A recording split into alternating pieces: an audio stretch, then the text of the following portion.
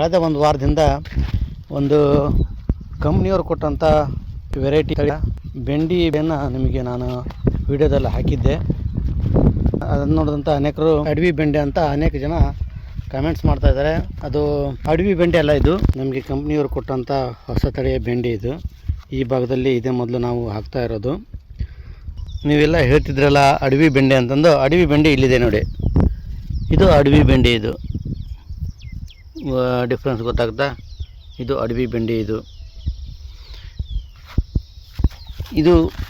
ಇದು ವೆರೈಟಿ ಬೆಂಡೆ. ಇದು ಹೊಸದಾಗಿ ಇರುವಂಥ ಇದು ಚಿಕ್ಕದಾದಂಥ ಬೆಂಡೆ. ಇದು ಅಡವಿ ಬೆಂಡೆ. ಇದು ಗಿಡ ಯಾವ ಥರ ಇದೆ ನೋಡಿ. ಇದು ಕಾಯಿಗಳು ಸಹ ಈ ಥರ ಕಾಣ್ತಾ ಇವೆ. ಕಾಯಿಗಳು ಈ ಥರ ಇವೆ ಇದರಲ್ಲಿ,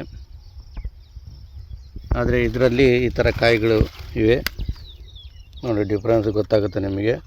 ಇದು ಅಡವಿ ಬೆಂಡೆ. ಇದು ಹೊಸದಾಗಿ ನಮಗೆ ಕೊಟ್ಟಿರತಕ್ಕಂಥ ವೆರೈಟಿ ಬೆಂಡೆ. ಇದು ನೋಡಿ, ಇದು ಈ ಥರ ಇದೆ. ಗಿಡನೂ ಸಹ ಎಲೆಗಳು ಈ ಥರ ಇವೆ ಮತ್ತು ಈ ಥರ ಕಾಣುತ್ತೆ. ಇದು ನೋಡಿ, ಇದು ಅಡವಿ ಬೆಂಡೆ. ಅಡವಿ ಬೆಂಡೆ ಗೊತ್ತಾಗುತ್ತಾ ನಿಮಗೆ? ರೈತರಾಗಿದ್ದರೆ ನಿಮಗೆ ಗೊತ್ತಾಗುತ್ತೆ ಇದು ಅಡವಿ ಬೆಂಡೆ ಹೌದನಲ್ವ ಅಂತ ನೋಡಿ. ಇದು ಅಡವಿ ಬೆಂಡೆ. ಇದು ಎಲೆಗಳು ಯಾವ ಥರ ಇದೆ, ಇದು ಕಾಯಿಗಳು ನೋಡಿ ಯಾವ ಥರ ಇದೆ. ಅದು ಈ ಥರ ಕಾಯಿಗಳಿವೆ.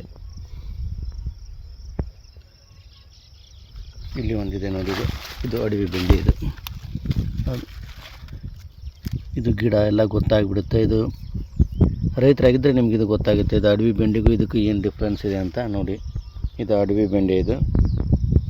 ನಾವು ಡೈಲಿ ಉಪಯೋಗಿಸುವಂಥ ಇದು ಬೆಂಡೆಕಾಯಿ. ಇದು ನೋಡಿ, ಇದು ಬೇರೆ, ಈ ವೆರೈಟಿ ಹೌದಾ? ಈ ವೆರೈಟಿನೂ ಸಹ ಇದರಲ್ಲಿ ಬಂದಿದೆ ಒಂದೊಂದು, ಎಲ್ಲೋ ಒಂದೊಂದು ನೋಡಿ ಈ ಥರ ಇದೆ.